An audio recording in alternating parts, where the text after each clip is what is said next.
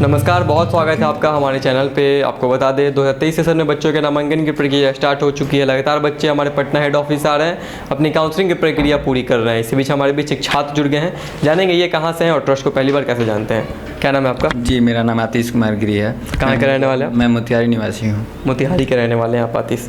ये बताइए कि डिलाइट के बारे में पहली बार कब जाना था, कब सुना था? मैं डिलाइट के बारे में 2023 में अपने दोस्तों के द्वारा जाना, जो मेरा दोस्त अभी इसमें पढ़ भी रहा है, मेरे साथ ही है वो जी।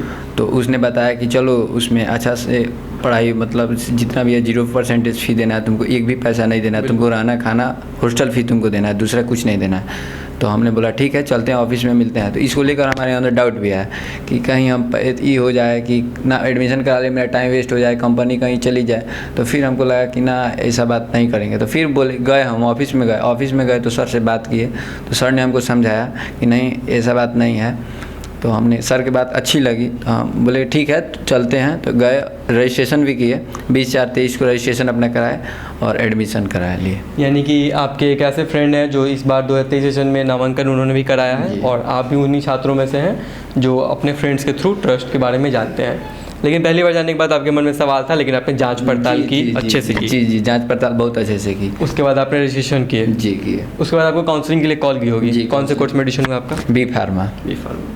बी फार्मेसी का एक 4 साल का कोर्स होता है। बी फार्मेसी बहुत महंगा कोर्स भी होता है और काफ़ी पॉपुलर कोर्स भी है जी। तो एनओसी लेटर आपको मिली जिस पे लिखा होता है कॉलेज फीस की जिम्मेदारी ट्रस्ट की होगी। एनओसी लेटर मिली आपको? जी, यहाँ पे जी, हमारे व्यूअर्स को दिखाइएगा। बिल्कुल, पढ़ा आपने इसको अच्छे से, बारीकी से पढ़ा? जी, बहुत अच्छे से पढ़ा मैंने। अब इसको बहुत अच्छे से पढ़ा, बारीकी से पढ़ा। बिल्कुल। तो जब आप काउंसलिंग कराने गए होंगे तो आपसे किसी ऊपरवार पैसे की डिमांड की गई आपके रहने खाने के अलावा? एक भी पैसा ऊपरवार नहीं मांगा गया।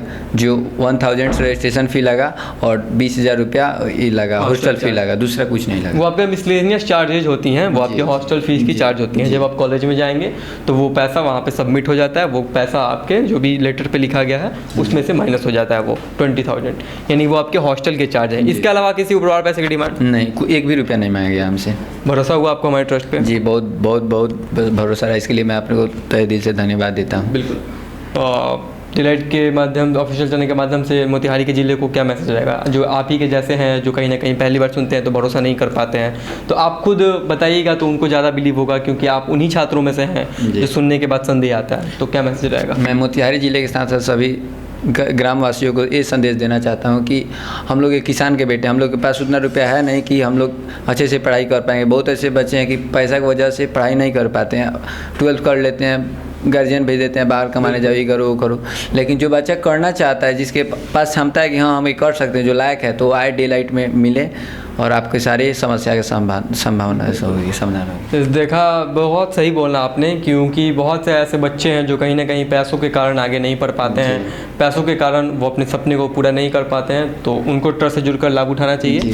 हम ऐसे हाँ, जैसे मेरा एक दोस्त था, उसको मतलब उसके बोल रहे थे पेरेंट्स की नहीं अब तो ये नहीं पढ़ेगा। तो हमसे बोला कि भैया ऐसा बात है, देखिए। हम बोले कि बी फार्मा आप कर लीजिए। तो देखिए ना, मेरे पास तो उतना रुपया है नहीं कि बी फार्मा हम करें। तो हम बोले कि ठीक है, हम बात कर लेते हैं, ट्रस्ट में आइए, डिलाइट ट्रस्ट है, उसमें आपका काम हो जाएगा।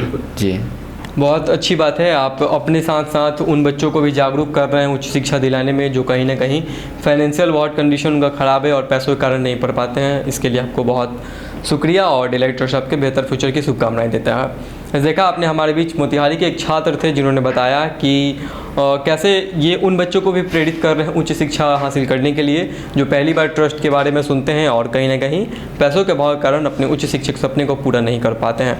आप खुद इनकी जुबानी सुन सकते हैं कि इनके ट्रस्ट के बारे में कैसे पता चला, कौन से कोर्स में इन्होंने नामांकन कराया है। धन्यवाद।